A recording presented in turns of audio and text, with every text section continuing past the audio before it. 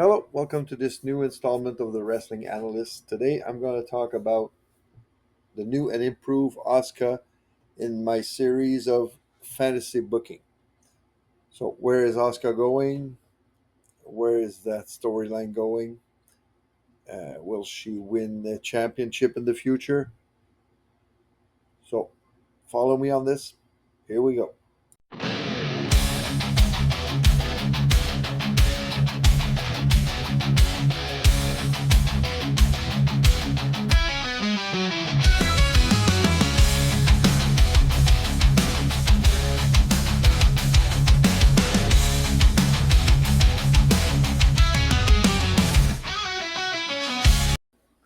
Okay.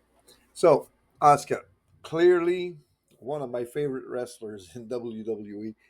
So, I have a positive bias towards Asuka, and I think she's one of the best ring performer right now in WWE.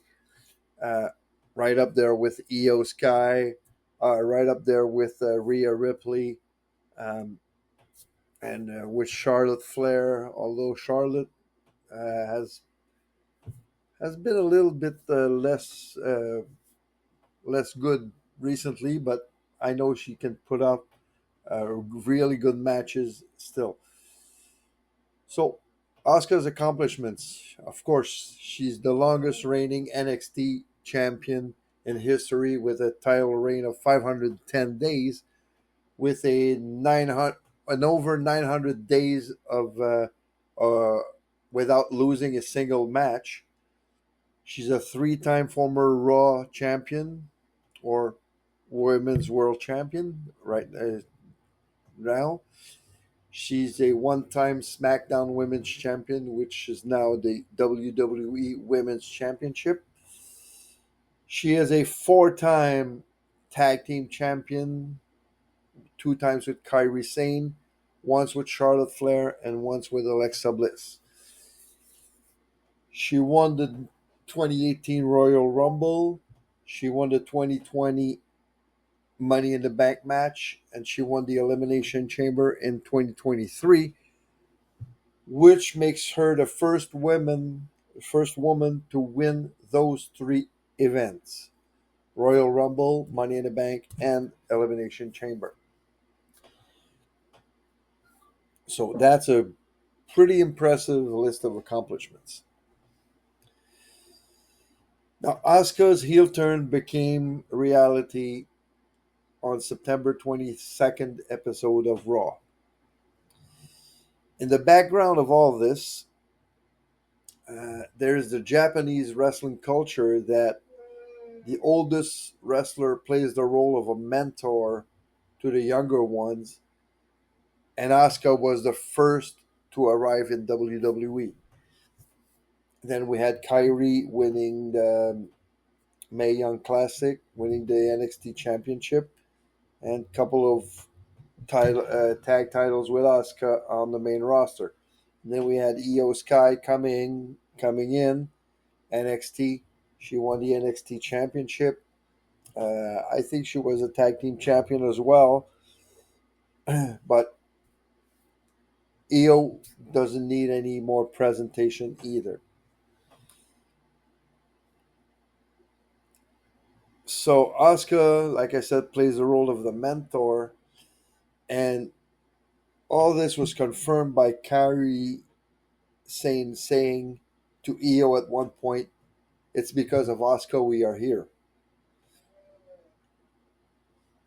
So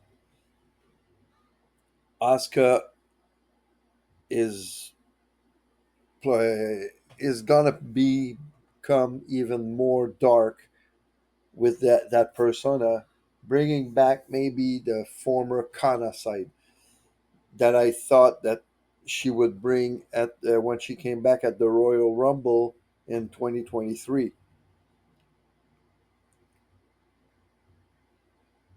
So I think how here is what I think is going to happen for the rest of for a couple of months right now with Asuka. So I think we already have a match set up for Crown Jewel between the Kabuki Warriors and Io Sky and Rhea Ripley. Now, even though I think that Rhea and Io are going to win since the show takes place in Australia, I think that for the good of the storyline, it would be a lot better if the Kabuki Warriors were winning that match. And here is how I would do it. I would have Asuka spraying the mist again on Rhea Ripley, taking her out of the match, and then double team Io and having the Kabuki Warriors doing their insane elbow reverse DDT combo for the win. And that's how you could have a compelling and continuing storyline between Rhea, Io, and the Kabuki Warriors. Now, I would not make that storyline too long, even though they could stretch that out. It could be better that way.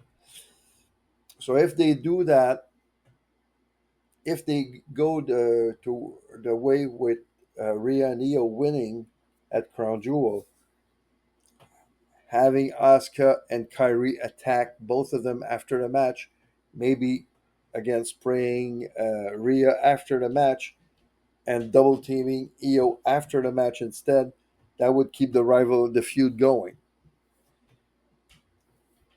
But imagine that twist at Crown Jewel. What happened?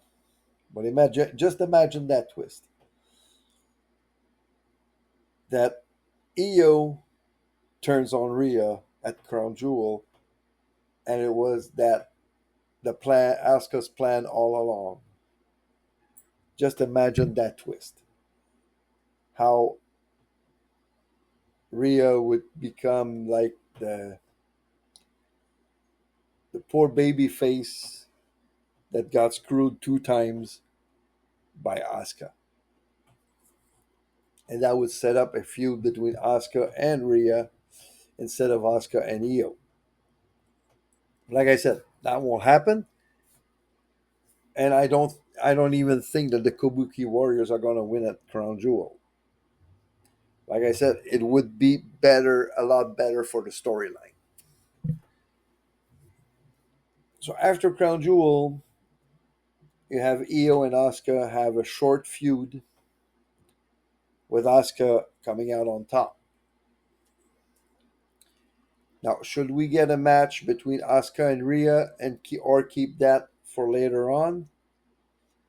It depends on what WWE wants to do. Me personally, I would not have Asuka versus Rhea right now and keep that for later on and maybe give Asuka's first win on Rhea on a bigger stage. Now, after that short feud with Io, Asuka should destroy lesser competition to establish herself as a dominant force and a dominant heel. Enter Asuka in the Royal Rumble. I would have her win the Royal Rumble and challenge Tiffany Stratton on SmackDown, which would be the easiest champion to beat between the two.